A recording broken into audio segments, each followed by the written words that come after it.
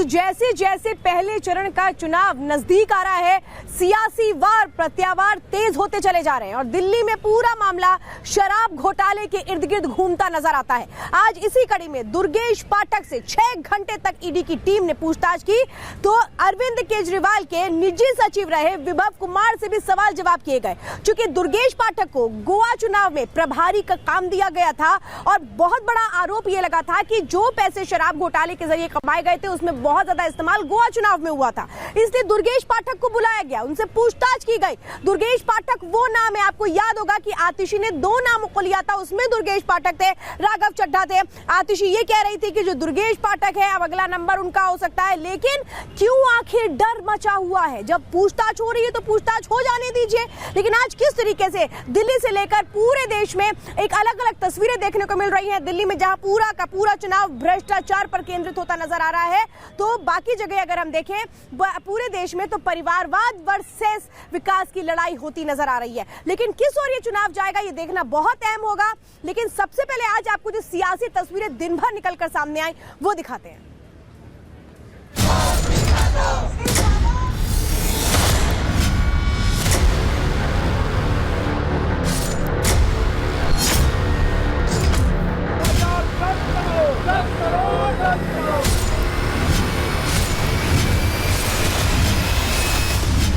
वो मुझे गिरफ्तार करेंगे, वो सौरभ भारद्वाज को गिरफ्तार करेंगे, वो दुर्गेश पाठक को गिरफ्तार करेंगे। दुर्गेश पाठक का नाम किसने लिया था? आतिशी ने। तो जांच अभी चल रही है, देखिए कहां जाती है। देश की जनता से छिपाकर हजारों लाखों करोड़ का भ्रष्टाचार भारतीय जनता पार्टी की सरकार ने किया है। जो प्रश्न है, जो जिनके उत्तर उनको देने में उत्तर देंगे तो ठीक है, अन्यथा ईडी अपने हिसाब से कार्रवाई करेगी। जब तक पार्टी को ये छिन्न भिन्न नहीं कर लेते तब तक ये करते रहेंगे। दिल्ली के लोग इस जेल का जवाब वोट से देंगे। इंडियन पॉलिटिकल लीग और इस वक्त आपको बता दें मेरे सहयोगी अलग अलग जगहों से जुड़े हुए हैं। हमारे साथ अनामिका सिंह काली इस वक्त रामपुर से जुड़ी हुई हैं, सृष्टि पांडे संत कबीर नगर से जुड़े हुए हैं और दरभंगा से अनूप हमारे साथ जुड़े हुए हैं। सभी का रुख करेंगे, जानेंगे आज हम कि उनके क्षेत्रों में किस तरीके से जो उम्मीदवार थे वो वादे और दावे करते हुए नजर आए। लेकिन बात हम दिल्ली की कर रहे हैं। दिल्ली में जिस तरह से आज बड़ी पूछताछ हुई है, अब सवाल यही है कि इस पूछताछ में निकलकर क्या सामने आया। हर कोई जानना चाहता है क्या दुर्गेश पाठक ने भी किसी का नाम लिया, ये बहुत अहम हो जाता है। लेकिन घोटाले का जाम और कितने नाम, यानी कितने और ऐसे नाम है जो अभी भी ईडी की रडार पर है, ये बहुत अहम है।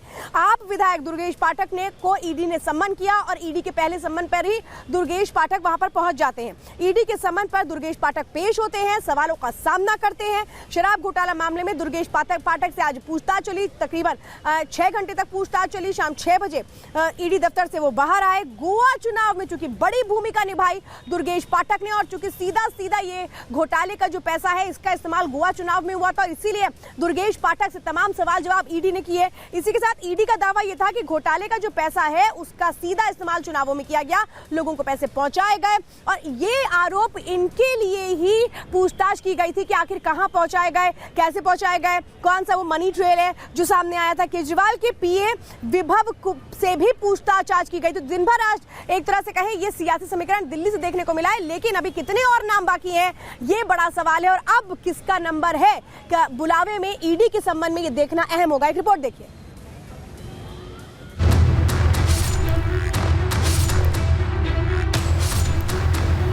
वो मुझे गिरफ्तार करेंगे, वो सौरभ भारद्वाज को गिरफ्तार करेंगे, वो दुर्गेश पाठक को गिरफ्तार करेंगे और वो राघव चड्ढा को गिरफ्तार करेंगे। दिल्ली शराब घोटाला मामले में आम आदमी पार्टी के मुखिया अरविंद केजरीवाल तिहाड़ में, उनके नेता ईडी की रडार पर हैं। चुनावी साल है तो आरोप और प्रत्यारोप का दौर भी जारी है। ईडी के एक्शन को जहां बीजेपी भ्रष्टाचार पर प्रहार बता रही है, वहीं आम आदमी पार्टी इसे चुनाव से पहले पार्टी को कमजोर करने की साजिश करार दे रही है। सियासी गहमा गहमी के बीच ईडी अपनी जांच का दायरा बढ़ा रही है। जिस बात का अंदेशा दिल्ली सरकार की मंत्री आतिशी ने 1 हफ्ते पहले लगाया था वो आज सच साबित हो गया।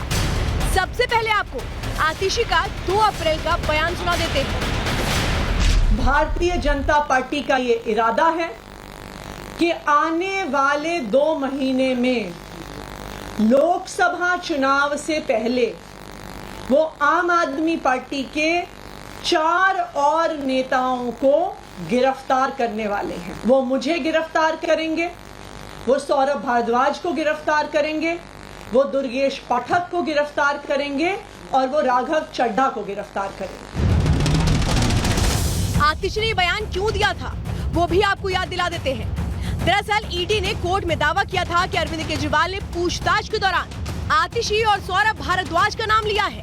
ईडी के इस दावे के बाद आतिशी भी हैरान परेशान नजर आई। कैमरा फ्रेंडली माने जाने वाली आतिशी कैमरे से भागती दिखी। एक दिन बाद जब सामने आई तो अपने और सौरभ के नाम के साथ साथ 2 और नाम जोड़ दिए। वो मुझे गिरफ्तार करेंगे, वो सौरभ भारद्वाज को गिरफ्तार करेंगे, वो दुर्गेश पाठक को गिरफ्तार करेंगे और वो राघव चड्ढा को गिरफ्तार करेंगे। आतिशी ने जिस दुर्गेश पाठक की गिरफ्तारी का अंदेशा जताया था, ईडी ने उसे सम्मन पर पूछताछ के लिए तलब किया। दुर्गेश पाठक भी बिना टाल मटोल किए ईडी दफ्तर पहुंच गए। लेकिन इन सब के बीच ये समझना बेहद जरूरी है कि आखिर आतिशी को कैसे पता था कि ईडी दुर्गेश पाठक से पूछताछ करेगी।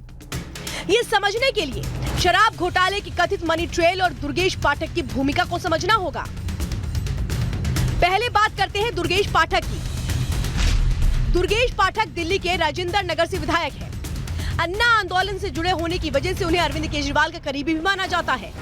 सितंबर 2022 में जब ईडी ने विजय नायर को गिरफ्तार किया था, उस समय दुर्गेश पाठक वहीं मौजूद थे। ईडी की टीम ने उनका फोन भी जब्त किया था। अब आपको समझाते हैं कथित मनी ट्रेल मामले में दुर्गेश पाठक का नाम बार बार क्यों आ रहा है।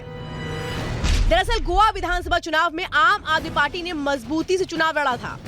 उस समय दुर्गेश पाठक को गोवा का प्रभारी बनाया गया था। ईडी का दावा है कि दिल्ली शराब घोटाले का पूरा पैसा गोवा चुनाव में इस्तेमाल किया गया था। गोवा का प्रभारी और विजय नायर के ठिकानों पर मौजूदगी दुर्गेश की परेशानी का सबब बनी है।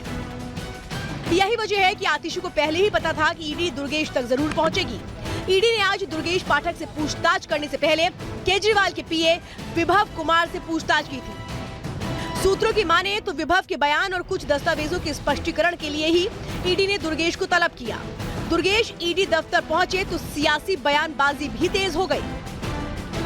नहीं, ये रुकेंगे नहीं। इनको ऐसा इनका मानना है कि जब तक इनके प्लान और इनका स्ट्रैटेजी ये है कि जब तक पार्टी को ये छिन्न भिन्न नहीं कर लेते तब तक ये करते रहेंगे। शराब घोटाला मामले में जहां आम आदमी पार्टी घिरी हुई है, वहीं आप नेता संजय सिंह शराब घोटाले को इलेक्टोरल बॉन्ड से लिंक कर रहे हैं। संजय सिंह ने प्रेस कॉन्फ्रेंस कर इस घोटाले के तार इलेक्टोरल बॉन्ड से जोड़ते हुए बीजेपी पर भ्रष्टाचार करने का आरोप लगाया।